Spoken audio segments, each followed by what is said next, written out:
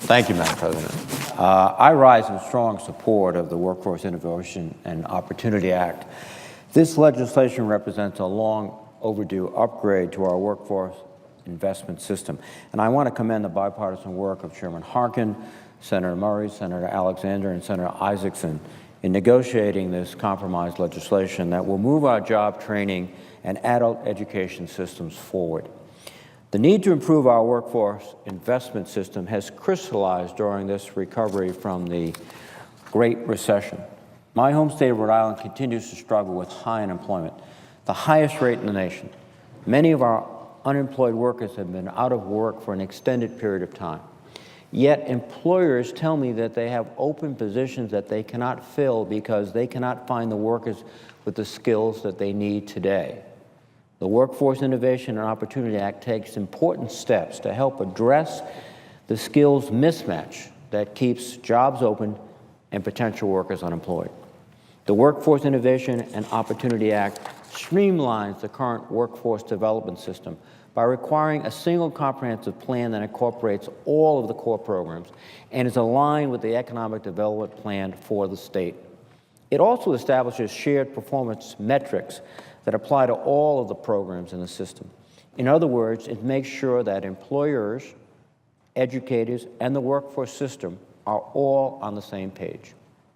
The legislation before us today makes some tough choices, eliminating 15 programs. However, it also maintains and strengthens vital national programs, such as Job Corps and Youth Build, which have made a difference for so many young people in Rhode Island and across the nation. I'm particularly pleased that the Workforce Innovation and Opportunity Act strengthens the partnership between the workforce investment system and our public libraries. Libraries are where people go when they need help or information.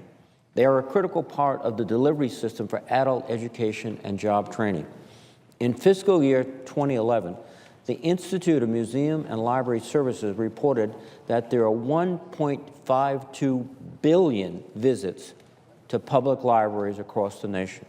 Senator Cochran and I introduced the Workforce Investment Through Local Libraries Act to harness the potential of public libraries to expand the reach of the workforce investment system and ensure that job seekers and adult learners had the opportunity to develop the critical digital skills necessary for today's economy. The Workforce Innovation and Opportunity Act includes many of the provisions of this legislation, and I was very pleased to work with Senator Cochran, and great gratitude towards Senator Alexander, Isaacson, Senator Harkin, and Senator Murray for incorporating some of our ideas. The Workforce Innovation and Opportunity Act also strengthens adult education, includes many of the provisions of the Adult Education and Economic Growth Act that I introduced with Senator Brown.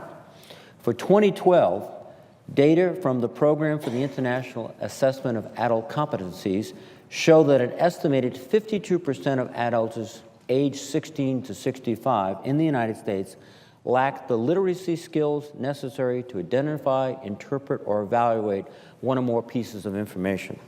These are critical skills for post-secondary education and the workplace. The Workforce Innovation and Opportunity Act will help address this critical need for adult education and literacy by ensuring that adult education programs are aligned with job training and post-secondary education, supporting the professional development of adult educators, offering technical assistance for adult education providers, and strengthening the research and evaluation of best practices in adult education.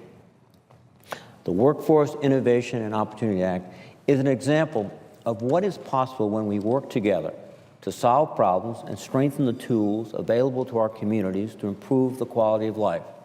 We have libraries. We have adult education programs throughout this country. And what I think the sponsors of this legislation have done so creatively is pull them together. So the sum of the parts is much greater and will have a much more effective impact on the employment opportunities for Americans and our productivity as a nation. In that regard, Madam President, I'd like to discuss for a moment a new bipartisan bill that I've introduced with Senator Heller to restore emergency benefits for jobless for 5 months.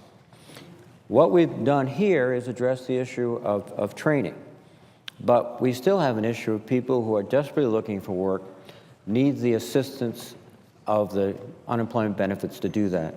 This legislation, I think, will help us make the case, because one of the legitimate reasons that were raised with respect to extension of benefits was, well, we don't have the job training program, so we're not preparing people for jobs. That's what we should be doing. Well, this bill goes a long way to do that.